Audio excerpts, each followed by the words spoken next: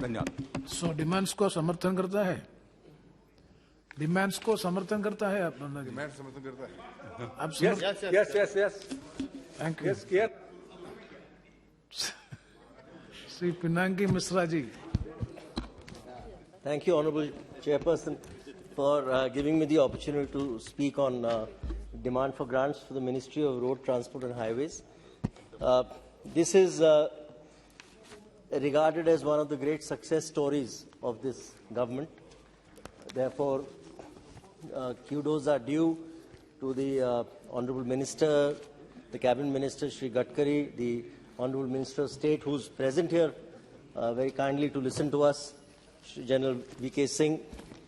There is no doubt that Supporting the demands. this is, pardon me, Supporting the demands. supporting the demand, without doubt, as all shades of this House have to. That's the it's a duty unique- of this. That's the duty of this House. No, it's a unique thing because even the opposition is supporting the demands. But It's Honorable Chairperson, that's the great thing about bipartisan politics as far as budgets are Absolutely. concerned. Budgetary provisions, by and large, I think on a bipartisan basis, we must support because that's our duty to the nation. But having praised the performance of the ministry, I must say that there are certain alarm bells that ring, which I think will not have gone noticed in the sharp eyes of the ministers, and particularly the very sharp eyes of General Singh, who's here, who's very admirably led the country's defense forces in the past. It's heartening that the ministry has actually got its due and more. The allocation this year is 68,000 crores more than the revised expenditure of 21-22, which is the highest percentage increase in allocation after the Ministry of Communications, which got 93% growth. This ministry has got a 52% jump, which is, I think the government has obviously recognized that this is one of its flagship ministries. It is one of its well-performing ministries, and therefore this ministry must be given all support. But as I said, there are some alarm bells that need to stand out, that are being rung, that need to be recognized. The NHAI, which is really the heart and soul of this ministry, if I may say so, its total debt now stands at 3,38,000 crores, which is almost 150% more than the allocation in 2022-23. That's a very alarming position for such a very, very heavy debt position. How this debt is going to be redeemed is anybody's guess, and I hope the ministry has some good answers for this. The Bharatmala Pariyojana work under the state PWDs, which is a matter of concern for all members of parliament representing different states here, the allocation this year is very disappointing, only 200 crores against a projected requirement of 500 crores, which we all thought was a very low projected requirement. This projected requirement under Bharatmala should actually be not less than 5,000 crores. Because if this is going to, it's a much touted project, it's a much advertised project. The states have great aspirations from this project, and only 200 crores has been allocated here. The project delays and increase in project costs is again a matter of great concern. The funds released to the NHAI has almost tripled since financial year 2016-17, Mr. Chairman, while the length constructed by NHAI has increased by only 63%. So this is a matter of very great concern, and I think the committee, the standing committee, has in fact pointed out on the rising cost of construction in this country, and one of the main components, of course, of which is land acquisition cost. We have brought in the new Land Acquisition Act, again on a bipartisan basis in this House. And I feel there is a shortage of dialogue with the farmers to make them understand the importance and the vitality of these projects and what it does to their land eventually. Because it raises their land value manifold. And I'm surprised that land farmers are still hesitant in this country to give their stretches of land for this land acquisition for express highways, because it really improves their land cost holding. And some degree of education, therefore, is necessary. And at the panchayat level, I think this is something that We must start at the panchayat level itself. The government must start a panchayat education program to teach the farmers about how it is in their benefit that they should not put hurdles in land acquisition for expressways and highways. The other great concern, and I have personally remarked on this in the past, the NHAI did not have a full-time chairman for many, many months. And that's not something that is ever good for an organization of that size. It's still working at only 61% of the sanction strength, which is a large number of vacancies at higher levels, recruiting officials under deputation quota. It continues to do that.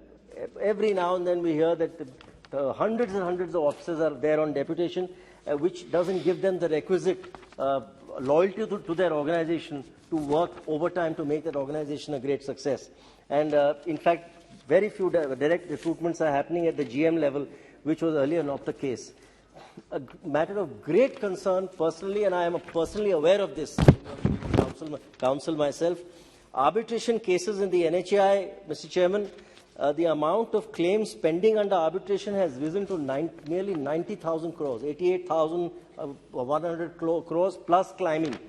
So when this 90,000 crores is locked in arbitration, it does two things. It firstly locks up a huge amount of public money. Also, it literally bankrupts concessionaires who are then locked into these arbitrations and who are not able to do further projects. So this becomes a matter of concern. I think the government must seriously look at bringing in some law for these kind of infrastructure projects, for these kind of infrastructure sectors. Perhaps there can even be a fast-track arbitration which can cut through the normal arbitration procedure that this country has put in place, this parliament has put in place. I'm sorry, how much time do I have, Honourable Chairman? Yes. How much time you require? Another 5 minutes, if that's possible. 3 minutes within. I'm grateful. I'm grateful. Now, the other point of great concern that states have is the Central Road and Infrastructure Fund, which is a funding for the state governments.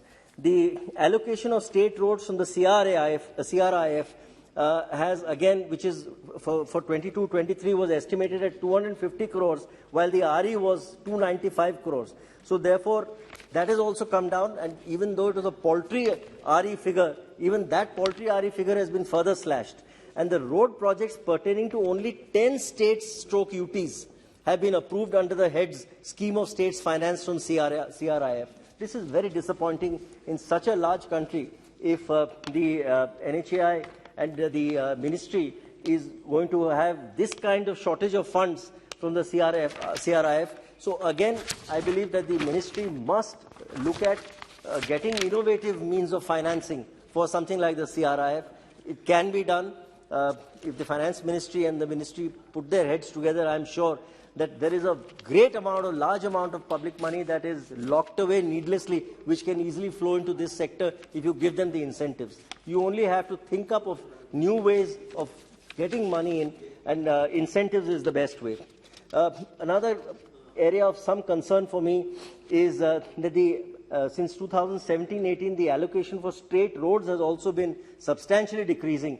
677 crores in 17-18, and today it's 250 crores in 22-23. So the states are being shortchanged continuously in this regard. Again, a matter of great concern for states like Orissa, which have the potential, that one area, that one belt between Paradip, Barbil, Keonjhar, that one mining belt has the potential, I think, to literally wipe out the entire debt of NHAI in 2 years to 3 years. So therefore, I'm sorry. The CRI fund was part of NH. That's right. That's right. So the CRI fund was in fact part of the NH, which has now been hived off, which is really, I don't know whether I'm grateful to my distinguished colleague. I don't know whether this is something that should have been done at all. So I think Dubeji is right that this is something that should have been revisited. This should perhaps be revisited. The expenditure on women, a scheme on women's safety has been decreasing again, particularly under the Nirbhaya framework. This is very sorry state of affairs. There are 100 crores were allocated for women's safety in 21-22. out of this, only 33% was utilized. So even that paltry amount, only 33% was utilized. And in 2021 now, 139 is the actuals, because actually the centre can't help it. Many of the states have not opted for this scheme under the Nirbhaya framework. But so this year's budget estimates now only provides for 20 crores for schemes on women's safety. This, I think, again, is not fair to the women of this country. A couple of last points, Mr. Chairperson. The ministry has allocated 2,586 crores towards maintenance of roads and highways, which is 7% less than the revised expenditure on maintenance in 21-22. In both 18-19 and 19-20, the actual expenditure on maintenance was less than 60% of the budget estimates. This does not speak well for the situation of maintenance. I don't know why the full amount allocated is not being able to be spent on maintenance. This again speaks poorly for the management as well as the interface with the concessionaires that the NHAI and all these other major organizations here are looking at. The ministry has managed to spend just 11% more than the budget estimate of 21-22. This is something that the Standing Committee again has highlighted as far as utilization figures are concerned. Many of the heads are underfunded and underutilized, and that's a matter of, again, concern. On a personal level, and this is something I think all shades of MPs in the House will agree, that the mechanical devices at the concessionaires have put up at these toll booths are woefully inadequate and woefully poor.